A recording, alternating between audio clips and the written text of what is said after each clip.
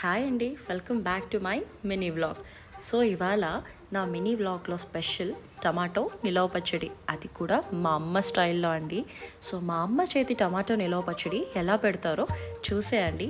వీడియోని చూసి ఎంజాయ్ చేయండి. Thanks for watching. Please like, share and subscribe. Bye.